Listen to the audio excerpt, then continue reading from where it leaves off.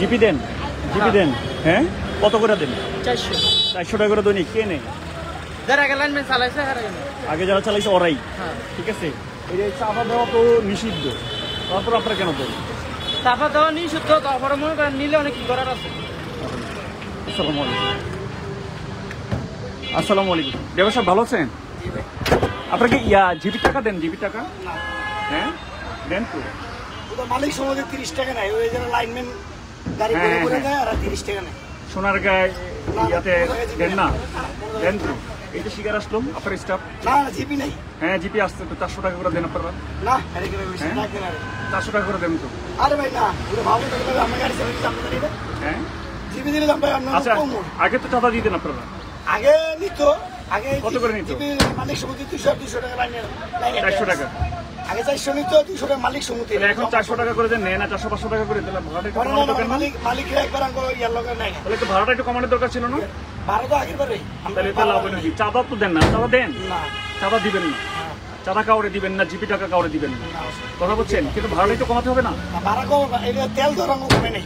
না না না, তেলের সাথে তো আর কি। এটা তেল দিয়ে কি ভাড়া বাঁচতে পারে? না না না, চাঁদা তো দিতেন।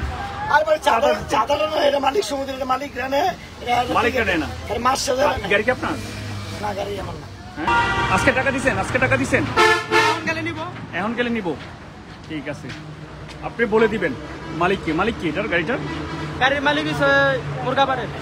বলবেন যে জিপি টাকা দিতে মানা করছে, রোডে ঝামেলা করে জিপি টাকা দিতে না করছে, আর ভাড়া প্রয়োজন একটু কমান, কিন্তু টাকা দিতে না করছে। আচ্ছা, এই হচ্ছে ভবেরচর বাস স্ট্যান্ড, নতুন ব্যানারে চাঁদাবাজি চলছে। ড্রাইভার হচ্ছে অনেক চালাক, দুরন্ত চালাক। ড্রাইভার অস্বীকার করছেন, অথচ যে টাকা দিচ্ছেন কন্ট্রাক্টর কিন্তু ঠিকই বলতেছেন যে দৈনিক টাকা নিচ্ছে। এই চাঁদা বন্ধ করতে হবে, এই গরিব মানুষের ভাড়া কমাতে হবে। যেহেতু চাঁদা নাই, চাঁদা বন্ধের দাবিতে আমরা সব সময় থাকবো রোডে। মিনি বাসগুলো থেকে কারা টাকা উঠাচ্ছে, কারা চাঁদা নিচ্ছে, এগুলো দেখার বিষয়।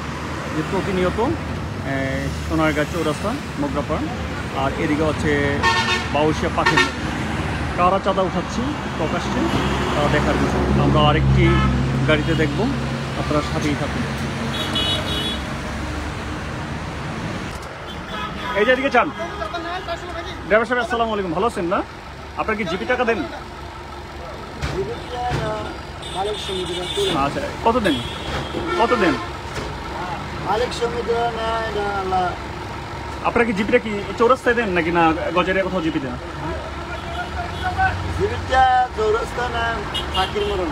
পাখির মনে নেই। এখন আপনারা তো জানেন যে টোটালি চাঁদাবাজি বন্ধ, কোথাও চাঁদা নেওয়া যাবে না। এটা আপনাদের জন্য ভালো না? তারপর আপনারা কেন চাঁদাগুলো দিচ্ছেন? না, চাঁদা তো টোটালি বন্ধ, তারপর আপনারা কেন দিচ্ছেন বলেন?